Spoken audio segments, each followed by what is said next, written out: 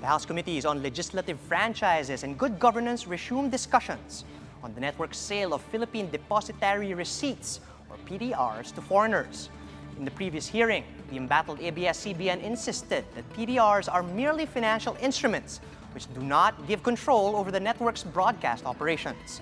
Among other issues expected to be tackled today is the Lopez family's acquisition of the broadcast company after the Marcos regime.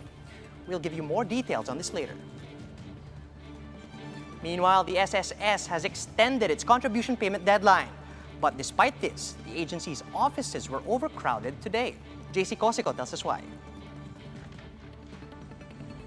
Long lines greeted pensioners at the Diliman branch of the Social Security system earlier today, making it hard for them to observe physical distancing. Some members and employers say they did not know that the June 15 deadline to settle their monthly contribution was extended anew for 15 days. Ngayon kasi deadline 15. Di ko naman alam na in-extend pala. Lockdown restrictions hindered members to pay their dues in the past few months. Security officers say pensioners started lining up at around 5 a.m.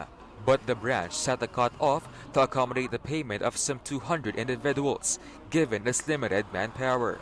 That's why others opted to go home despite lining up early, just like Christy Panganiban. Ay wala na, uwi na ako. Nasayang lang aking pagod dito. But others were lucky, including 64-year-old Hilda Effie. Pasalamat na lang din ako sa mama. Umalis na yung mama. Very happy nga may nagbigay sa akin ng number. Kaya makakabayad ako ngayon. Thank you, Lord. The June 30 deadline covers contribution payments for all household employers, self-employed, voluntary, and non-working spouse members for the first quarter of 2020. It also includes the payments of all regular employers for the months of February, March, and April. The SSS earlier reminded them to consider its online and mobile payment facilities, aside from over-the-counter transactions. For complete details, SSS members are advised to visit the agency's Facebook page. For News 5, JC Cosico, we are One News.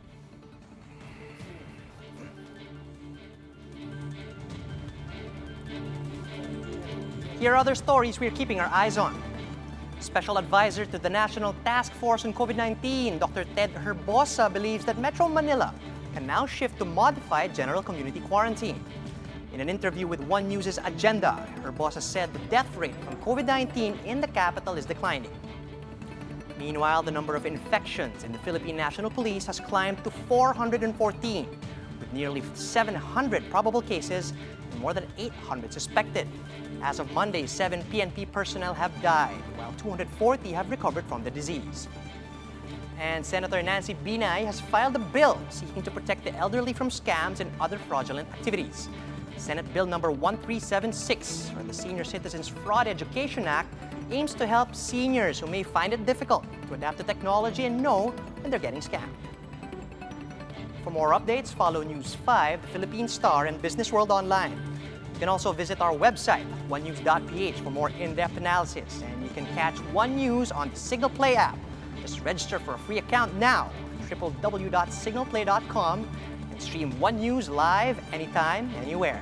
I'm Charles Lejano. We are One News. We now throw you back to the House hearing on ABS-CBN's franchise renewal.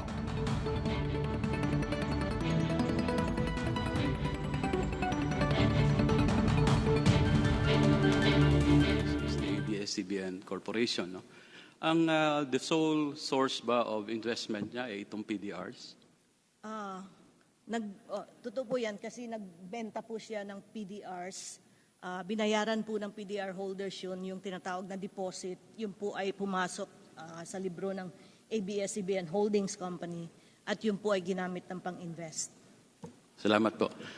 So as a holding company, kumikita rin siya. Tama po ba yun? Opo, opo. Kaya nga po, pwede siyang magbigay ng cash distributions. But as a holding company, dahil korporasyon din siya, nagdi-distribute din siya, of course, cash distribution doon sa mga PDR holders, pero doon sa kanyang mga stockholders naman, ay nagdi-distribute din siya ng mga dividendo. Tama po ba yun? Wala po siyang income na para mag-distribute. So, ang